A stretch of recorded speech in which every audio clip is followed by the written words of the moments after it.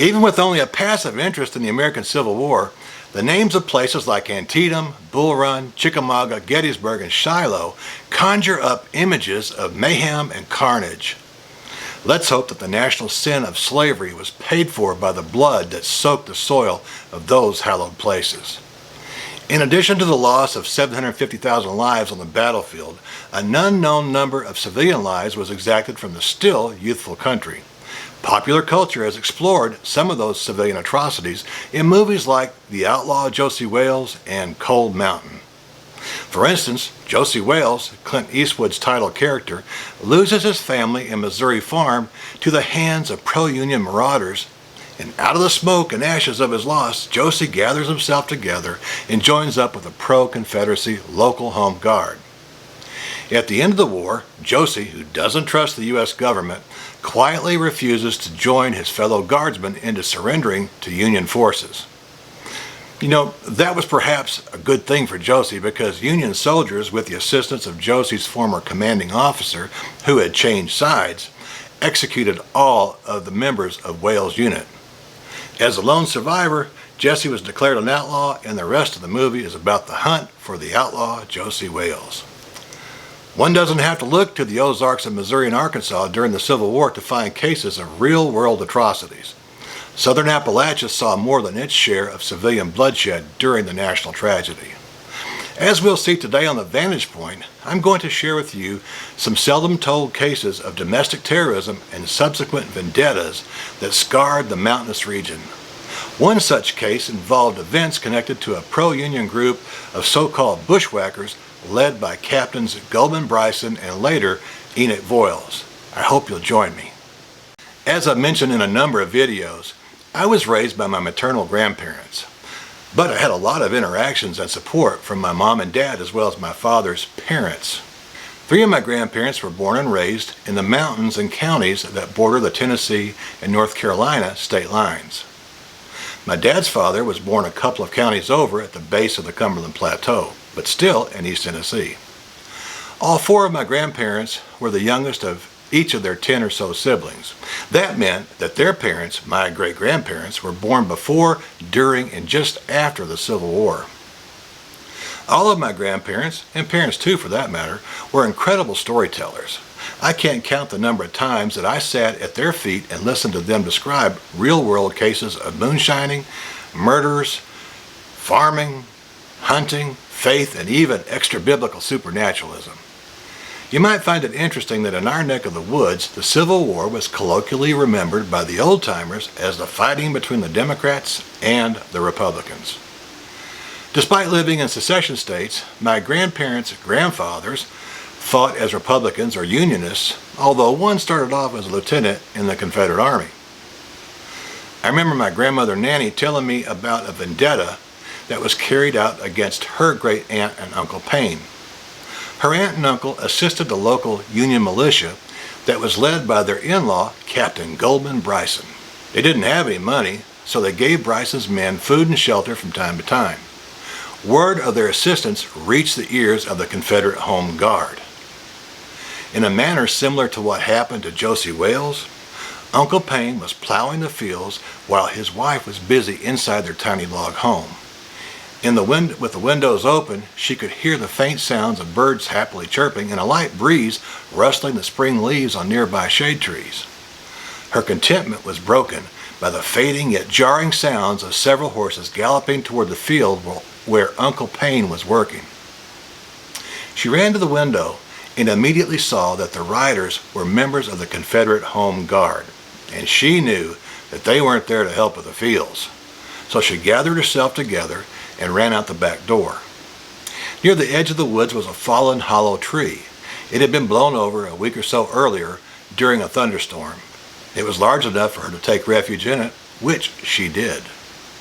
Meanwhile, her husband was being led at gunpoint to a nearby tree where a couple of guardsmen tied his feet together. They threw the end of the rope over a limb and raised him off the ground feet first.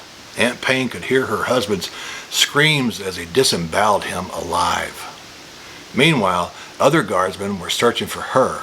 Aunt Payne heard one of them say, "She might be hiding in that holler log over yonder." As fate would have it, the opening of the log through which she had passed was now covered by a spider web. So another guardsman blurted out, "She can't be in that log. There's a spider web over the hole."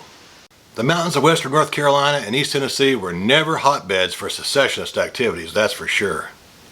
Abraham Lincoln was so impressed with the residents' loyalty to the Union that he told General O. Howard that when the war was over, he wanted to see a college built in the region to help the people.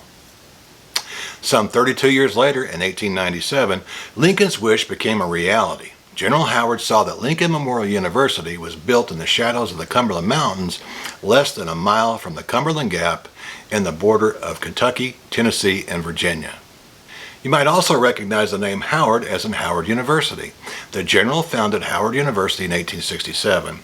At the time, he also served as commissioner of the Freedmen's Bureau. Further to the south, near the shared border of Georgia, North Carolina, and Tennessee, a collection of Confederate deserters and others who didn't like the idea of being forcefully conscripted into an army for a cause that they didn't share. They coalesced around Goldman Bryson.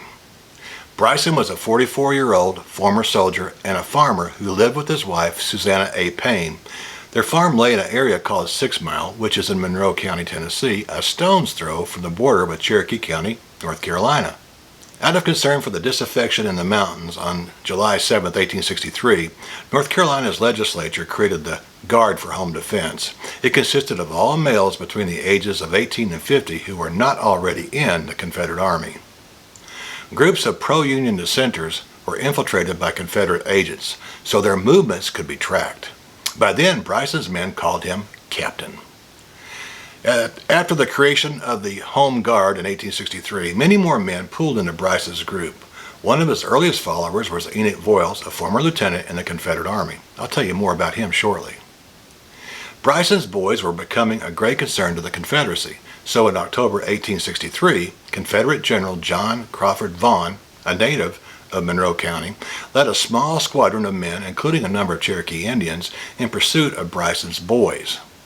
It's important to point out that the Confederacy considered Bryson's men to be bushwhackers or marauders. At any rate, Vaughn was tipped off of Bryson's whereabouts by a local Confederate sympathizer named M.T. Williams. Vaughn caught up with a band of Bryson's men just outside of Coker Creek, a small community near the state line in Monroe County.